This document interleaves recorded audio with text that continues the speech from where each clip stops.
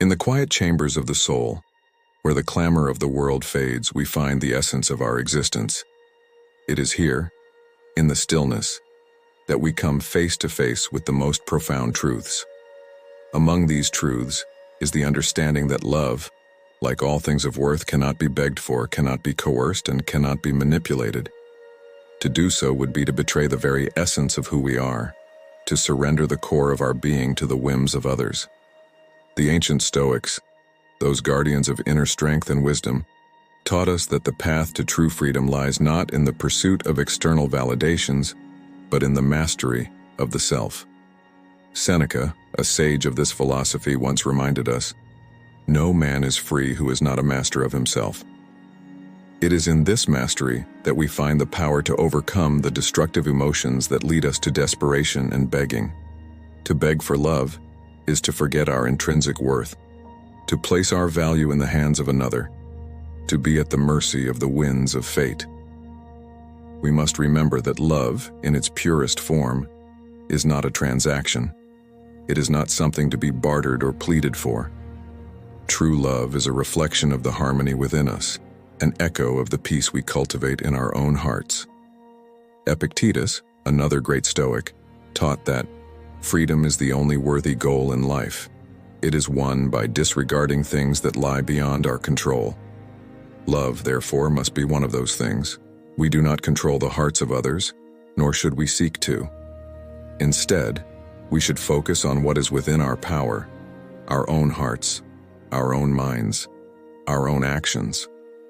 To walk the path of Stoicism is to walk the path of self-reliance, to understand that we are complete in ourselves. We are not empty vessels waiting to be filled by the affection of others, but rather, we are already whole, already sufficient. Marcus Aurelius, the philosopher-emperor, reminded us that the happiness of your life depends upon the quality of your thoughts. If our thoughts are rooted in self-sufficiency, in the understanding that we are enough as we are, then we free ourselves from the chains of dependency. We must cultivate an inner garden where the flowers of self-respect, self-control, and fortitude bloom. In this garden, love may come as a visitor, but it is never the foundation. We must be the foundation.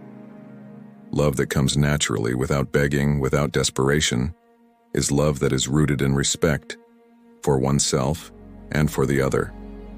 It is a love that is born of strength, not weakness, of abundance, not scarcity. And so, we do not beg for love, for we understand that to beg is to betray the dignity that Stoicism teaches us to hold dear. Instead, we cultivate ourselves. We strive for excellence in all we do. We nurture the virtues that make us whole. In doing so, we attract love that is true, love that is natural, love that honors the integrity of our being.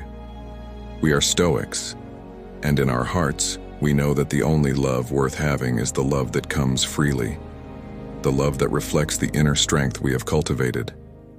We do not chase it, we do not beg for it, for we are already enough. And in this knowledge, we find the true essence of freedom. Let us walk this path together, not as seekers of validation, but as masters of our own fate, as custodians of our own souls. For in the end, the greatest love we can ever know is the love we find within ourselves, a love that needs no begging, a love that comes naturally, a love that is eternal,